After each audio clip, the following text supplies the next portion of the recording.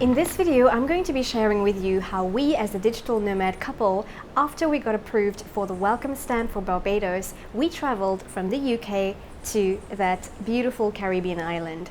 So we want to share with you this information because it was so stressful for us to go through all of the documentation, the information, the PCR test and everything. And we would love to share this information with you so that in case you are planning to go there too, or just simply want to know what it involves, then this video is for you.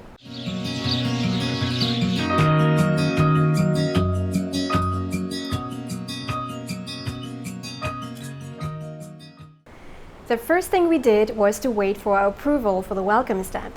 Once this was established, we knew that it's okay, we can book our flights to Barbados. Once we booked our flights, then we knew how to calculate the date for the PCR test, which we needed to do before we were able to be declared fit to travel. So there are a few things we were a little bit nervous about. Number one was the PCR test, and then number two was all of the documentation, making sure we got everything right, making sure we got the correct day, we got the correct document, we met all the requirements, because we wanted to make sure that we followed all of the rules, we followed all of the procedures, and that we were also staying safe and also not putting anyone else at risk because of this pandemic period that we're going through. We then went to the website, the official website of Barbados, the government website, and there is a really useful calculator that allows you to calculate based on your flight day when you need to take the PCR test. Once we did that, we then knew when we needed to make the appointment for our test. It needed to be no earlier than 3 days before the flight. So we got the PCR test appointment done by a professional health practitioner. I was really nervous because I had never done this test before, and I knew that it would be a little bit uncomfortable, and I was really worried that it was going to be also painful. However, I assure you that it wasn't painful at all.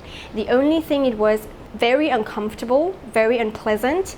And after the test, I still felt in my throat especially, I still felt like sort of a little bit sore, but not painful, just a bit that, yeah, obviously you can feel that something happened today in your throat. And that was a very uncomfortable feeling for me for the rest of the day. But then once I slept, and then the next day, it was okay. So if you're feeling nervous, I want to reassure you that it's not harmful, it's not painful at all, just a bit unpleasant, but I'm pretty sure that you'll be able to do this and manage it. So once we got the PCR test done, we then had to wait for our results. We got the results the very next day. Once we got the results that we were negative COVID-19, we were then fit to travel. We had this certificate, and we added that along with all of our other documentation for travel. There's a lot of requirements. I would advise you to go to the official government website of Barbados, or wherever it is you're traveling, to make sure you read the COVID-19 protocols, because when we went in April, they had updated a few things. Previous other people who had traveled in December last year, or in other months last year. So I would really strongly advise you to take this video as just educational, but then go and find the information and make sure that you have the correct, relevant, and most up-to-date information before you travel to Barbados or wherever it is you choose. You can also read my blog post. You can head to my website. I will also link the description below. You can find a more extensive, more comprehensive blog post about this with all the information listed, everything we had to go through, health insurance, everything else. And I hope that it's going to be also providing you with some more information and more clarity about what is it that is involved in the process. Now onto the flight. So we had to wake up really early to head to the airport for our flight on Virgin Atlantic. The reason we chose Virgin Atlantic over British Airways was because of some of our special needs. One being invisible disability, and number two, we wanted to make sure that we are going to get a hot meal on the plane. We had heard before from previous remote workers who headed to Barbados from the UK that they flew British Airways and they didn't have hot meals. They only were given boxes with sandwiches and biscuits, and we didn't want to go through that. So we chose Virgin Atlantic, and it turned out to be a good choice for us. So they were really so helpful, so friendly, so accommodating with all our needs, and we felt really safe during travel. We also wanted to make sure that we also don't put other people at risk. So all of this was just wonderfully handled. They checked all our forms before we boarded the flight, and then once we were on the flight, we were given this welcome kit with all the wipes and gel and for sanitizing our hands, and masks as well. On the Virgin Atlantic flight, we had a lovely meal. We had also really great entertainment and all of that, so it went really well. It was a long flight of 9 hours, but nothing too exhausting. It went well and it was pretty smooth.